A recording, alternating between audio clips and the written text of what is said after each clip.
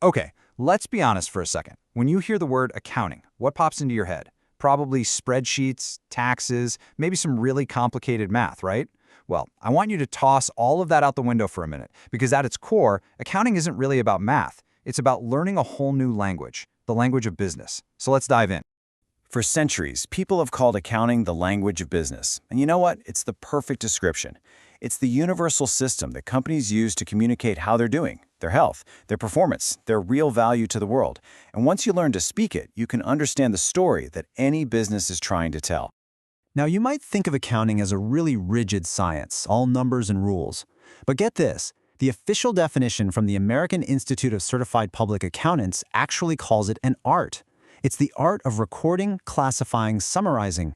And this is the most important part, interpreting the financial story of a business. Okay, it's a language, it's an art, but why should you care? Why is it so important to learn? What's the real purpose behind all this recording and classifying? Let's take a closer look. Speaking this language fluently gives a business 4 key superpowers. First, it lets you record a perfect history, so no detail ever gets lost. Second, it's crucial for smart planning, helping you figure out exactly where to put your money for the best possible return. Third, it empowers sharp decisions based on hard facts, not just guesswork. And finally, it leads to strong management, protecting a company's valuable resources from being wasted. Every single language has rules of grammar that hold it all together, right? Well, accounting is absolutely no different. It has one golden rule, one core equation that everything, and I mean everything, is built on. And to really get this golden rule, we first need to understand the 3 core ingredients that make it work. First up, we've got assets. Think of these as all the valuable things a company owns or controls.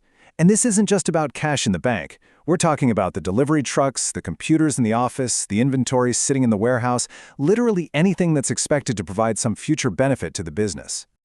All right, so on the other side of that coin, we have liabilities. If assets are what the business owns, liabilities are what the business owes. Simple as that. This is everything from a big bank loan to the smaller bill you still need to pay your supplier. And finally, we have capital, which you'll also hear called owner's equity. So after you take everything the company owns, its assets, and you subtract everything it owes, its liabilities, whatever's left over, that's the owner's stake. That's their investment in the business. And this brings us right to that beautiful, perfect golden rule. Assets must always equal liabilities plus capital. Think about it like a balancing scale. Everything a company owns on one side has to be perfectly balanced by the claims against it on the other. What it owes to others, its liabilities, and what belongs to the owners, its capital. This equation is the law of gravity for accounting. It always has to be in balance, no exceptions. Okay, so we've got the grammar down. Now it's time to learn some of the essential vocabulary. These are the words you're going to see again and again when you start reading the story of a business. Let's start with the big one, profit. This is what most businesses are shooting for, right? It's the money you have left over after you've paid for absolutely everything it took to run the business. When your revenue is higher than your expenses, bingo, you've got a profit. Now the flip side of that, of course, is a loss. This is what happens when it costs you more to run the business than you actually brought in. It's a huge red flag that something in the strategy needs to change. Next up, debtors. You'll almost always see this on a report as accounts receivable. It's just a fancy way of saying money that other people owe you. When a customer buys something but says they'll pay you later, that future payment is actually an asset for your business. They're your debtors.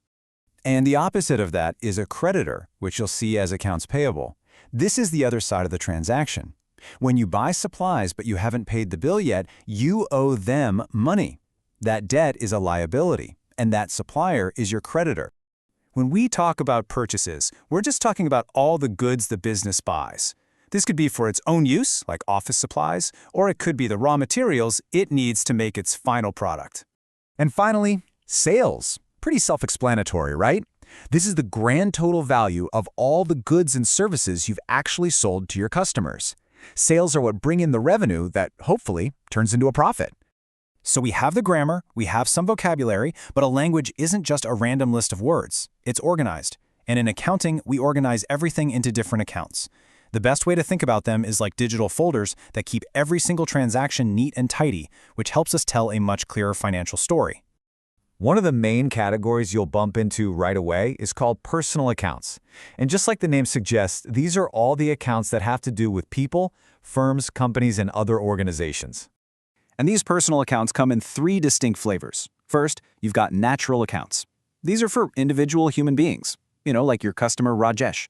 Then there are artificial accounts, which are for legal entities, like other companies, or your bank, say the Punjab National Bank. And finally, you have representative accounts, which are a really clever way to group things together.